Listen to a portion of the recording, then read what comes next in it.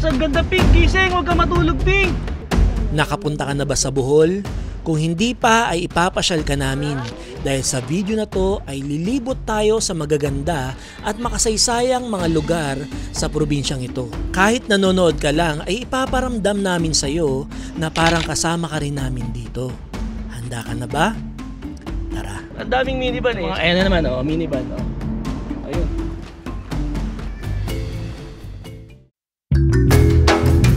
Nagsimula ang adventure namin sa araw na to sa pamamagitan ng pagsakay sa number 1 means of transportation ngayon dito sa Bohol, ang tuktok. First time namin sumakay dito kaya talaga namang excited kami. Ang tuktok ay nagmula sa Thailand kung saan ito ay naging isang iconic at praktikal na uri ng pampasaherong sasakyan. Ang pangalan nitong tuktok ay onomatopoeic o hango sa tunog ng makina nito. Tuk tuk tuk tuk tuk tuk tuk habang umaandar. Sabi ni Kuyang driver, nauso daw ang tuktok dito sa Bohol nung panahon ng pandemic. Madalas gamitin ng mga taga Bohol ang tuktok sa mga pamilihan, panghakot ng gulay at bigas. Sa paaralan, syempre service ng mga estudyante.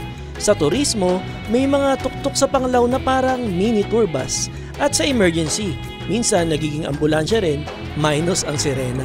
10 to 20 pesos ang karaniwang bayad sa loob ng bayan. Kapag special trip naman, ay depende sa usapan yan, boss. Pro tip, huwag kalimutang tumawad pero may respeto. Ano yan? Marami bang minivan dito? Yung Suzuki minivan, marami? May mga nakikita ako eh. Sa CD. Oh, tsaka yung mga pick-up oh, yung mga Suzuki na pick-up, Rusco. Pagdating namin sa Alona Beach ay sinubukan namin ng sikat na Buzz Ice Cream. Hindi daw pwedeng hindi mo matikman to pag pumunta ka dito sa Alona. Sabi sa TikTok. Sabi sa TikTok. Ate, ako isang charcoal. Ice cream na charcoal flavor, subukan natin yan. Okay. Na isang charcoal, sir? Apo, isang charcoal. 90 pesos per scoop, kasama na ang apa at ang kakaibang experience. Made of bamboo, sir. Made of bamboo. So, ito raw yung isa sa mga bestseller nila dito. Charcoal flavor ng ice cream made of bamboo daw. Kulay itim. Thank you.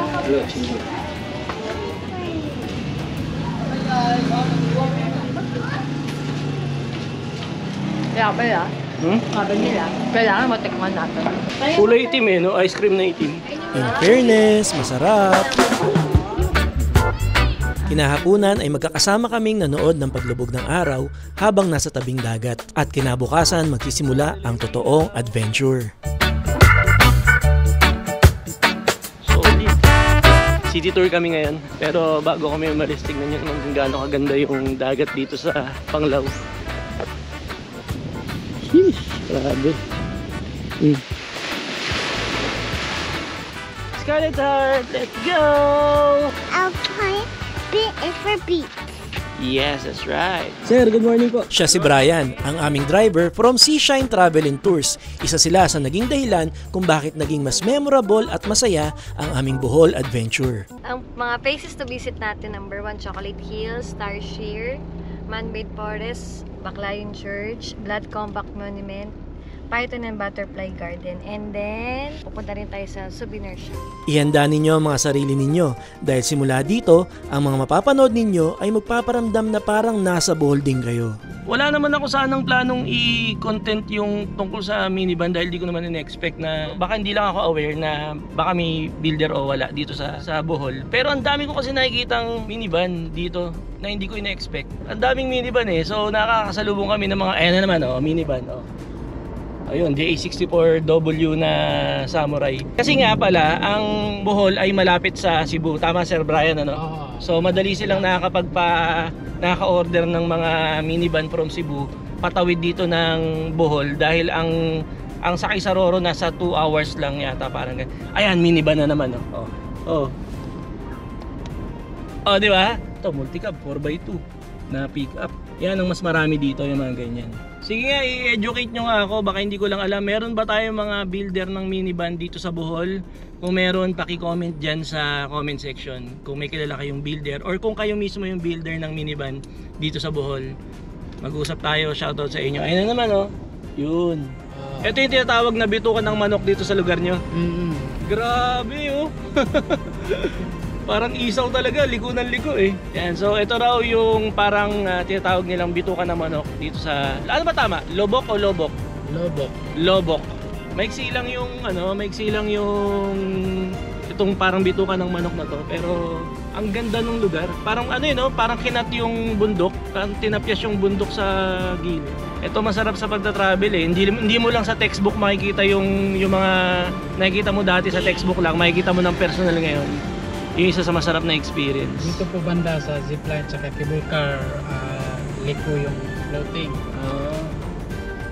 At ang mga susunod na nakita ko ay hindi ko inaasahan. Hindi ko akalain na meron palang ganitong kagandang lugar. Ito ang paborito ko sa aming Bohol Adventure. Ito ang man-made forest dito sa Bohol. Okay, we are now here at the man-made forest. Ito na yung man-made forest, Sir Brian. Ito na po. Bakit sinabing man-made forest ito? Tinawag po itong man-made forest dahil itinanim po ito ng mga Girl Scout at saka Boy Scout. Itong mga pudo sa gilid.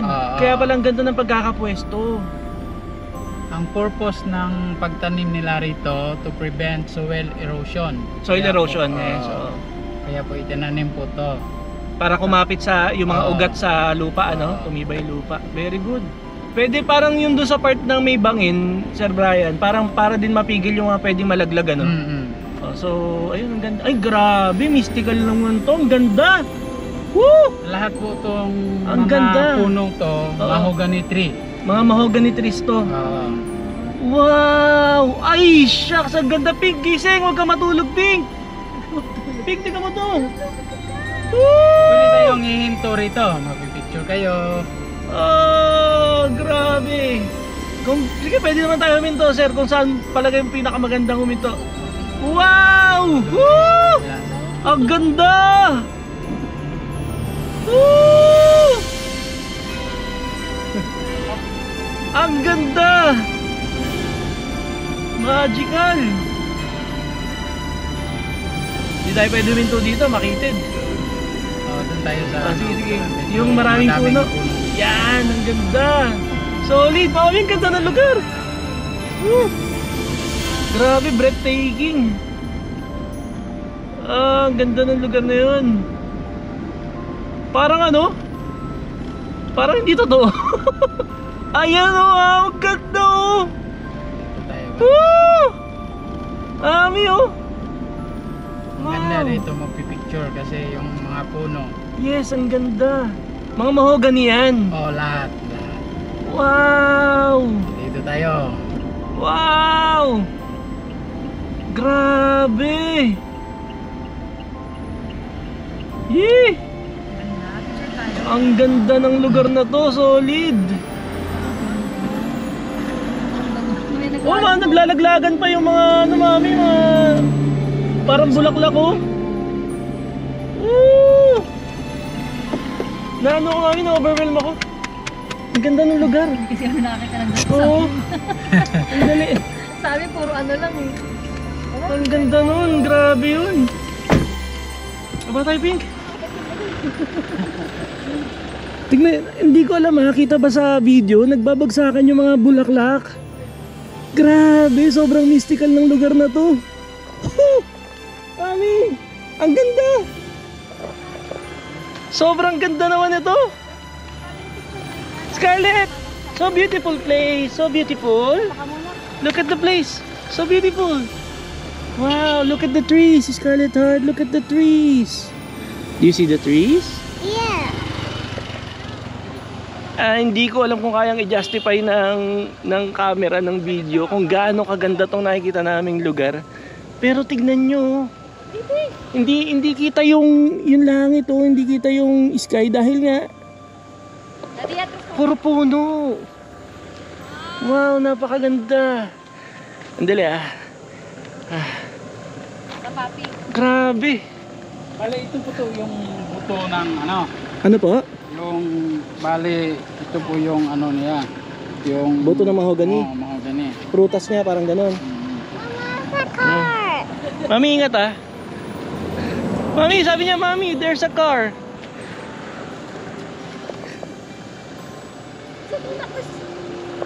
Sobrang ganda, grabe. Na parang ang hirap explain ng pakiramdam, pero parang naramdaman ko yung dibdib ko na parang sobrang saya. Parang naiiyak ako. Hindi ako nagbibiro. Para ako naiiyak sa ganda nung nakikita ko. Puro puno ng mahogany. Napakaganda. Oh, overwhelm ako.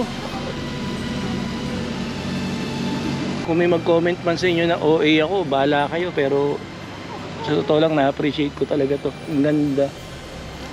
Naiiyak ako. Punta. Sobra.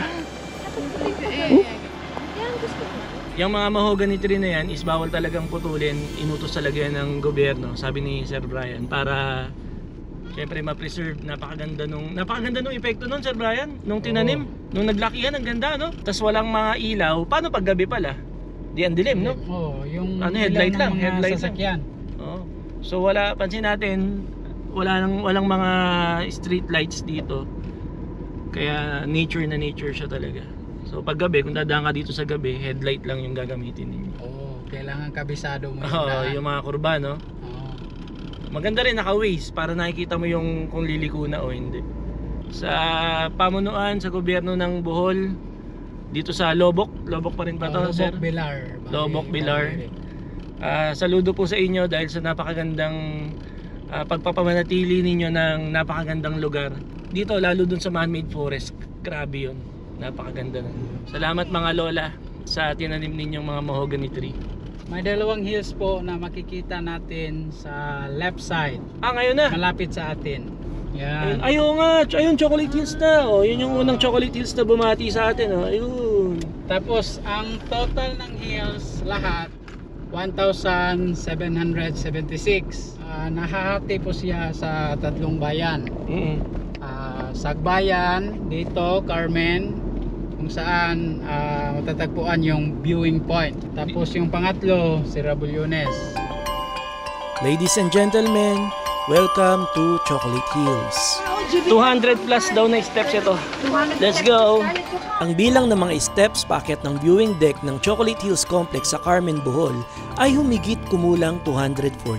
Makikita sa itaas ng 360-degree na tanawin ng mga kilalang burol at may mga pahingahan din sa gitna ng hagdan para sa mga gustong magpahinga habang umaakyat. Para sa mga hindi kayang akyatin ang lahat ng hakbang, mayroong shuttle service na pwedeng sakyan upang mapalapit sa viewing area nang hindi na kailangang umakyat ng buo.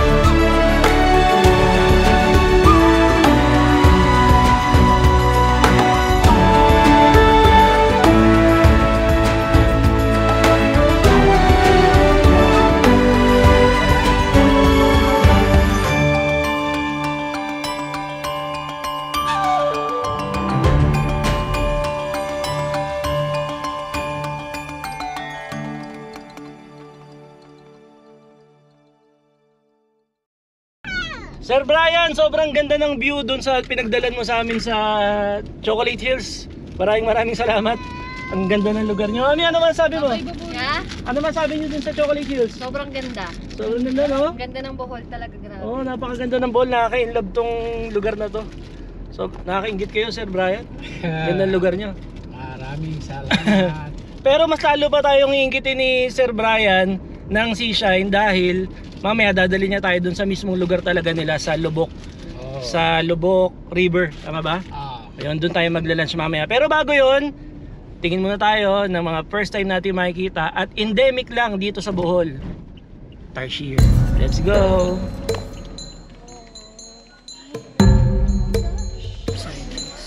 Ang tarsier sa Bohol ay parang cute na alien na napadpad sa gubat. Maliit ang katawan pero malaki ang mata na parang laging gulat o puyat sa kaka-binge watch ng teleserye sa gabi. Isa ito sa pinakamaliit na primate sa mundo at dahil nocturnal ito, gising siya sa gabi at tulog sa araw. Parang estudyanteng cramming sa exam. Kayang umikot ng 180 degrees ang ulo ng tarsier, kaya kahit hindi siya gumagalaw, huwag kang kampante, nakatingin pa rin siya sa'yo. Pero kahit gaano siya ka-cute, bawal siyang hawakan o istorbohin kasi mabilis siyang ma-stress. Mas mabilis pa sa atin pag wala tayong load. Sa kabila ng kanyang liit, malaki ang papel sa kalikasan at sa puso ng mga turistang Ow! Sa kanyang kakaibang charm. Oh, that's nice. That's a nice one. Sorry. It's very still. It doesn't move. That one you can touch.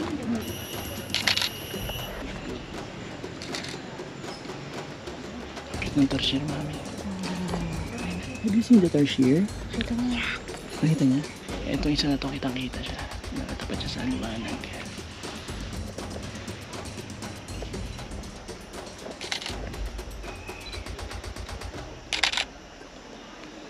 Tulala lang siya.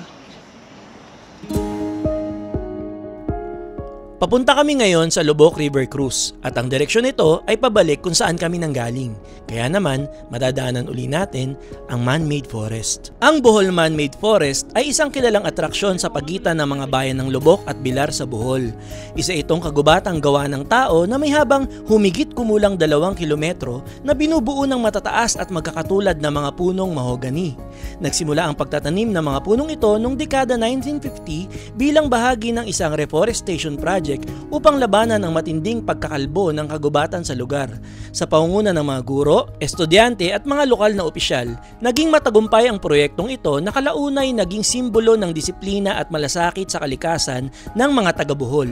Kapansin-pansin sa kagubatang ito ang malamig at madilim na paligid dahil sa siksik na dahon ng mga punong kahoy na nagbibigay ng kakaibang karanasan sa mga dumadaan. Bagamat kahanga-hanga ang ayos ng kagubatan, isang interesanting trivia ay ang kakulangan nito sa biodiversity dahil sa iisang uri ng punong itinanim. Sa kabila nito, ang Bohol Man-Made Forest ay nananatiling isang patunay ng matagumpay na pagkilos para sa kapaligiran at isang paboritong destinasyon ng mga turista.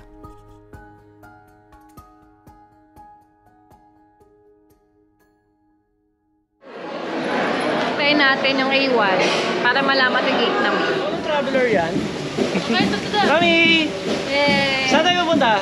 Sa Lubok River, magla-lunch tayo sa Lubok River.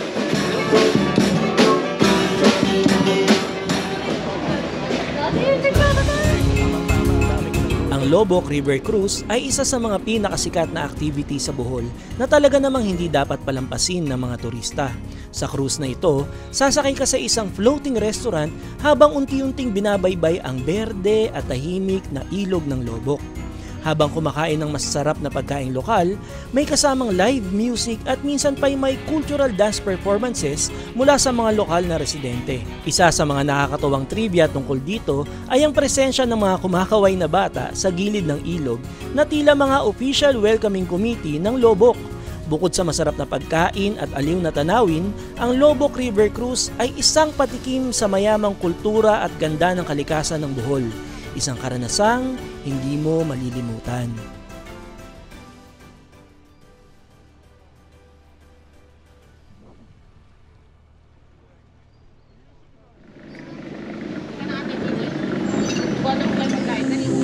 Alright, we will pause for a while as we witness the traditional Filipino songs and dances and welcome to Gutuson Basa Performers Association. Feel free to join the performers as they perform Kuradang and Tinikling dance. Experience our culture and have fun and joy. And let's give them a warm applause, please. Sa Lubok River Cruise, isa sa mga inaabangang bahagi ay ang cultural performance ng mga lokal na residente habang dumadaan ng bangka. Kasama rito ang sayaw ng tinikling, tugtuging Pilipino at tradisyonal na kasuotan na nagbibigay buhay sa kultura ng Bohol.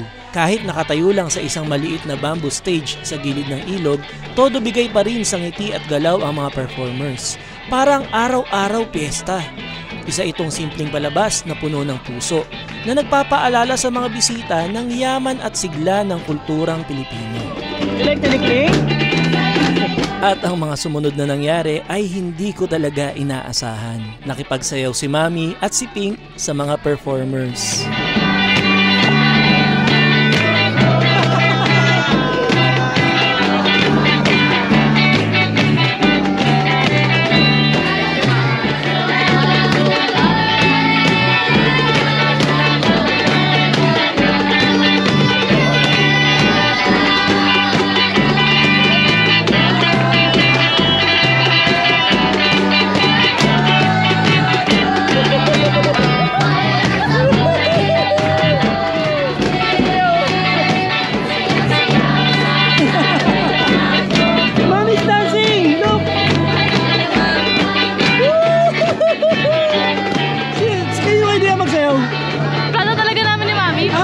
Plano nyo talaga yun? Ha? Plano nyo talaga? Nihil ako. Nakakatawa. Nihil ako. Nag-enjoy ka din? Hindi, asaya eh.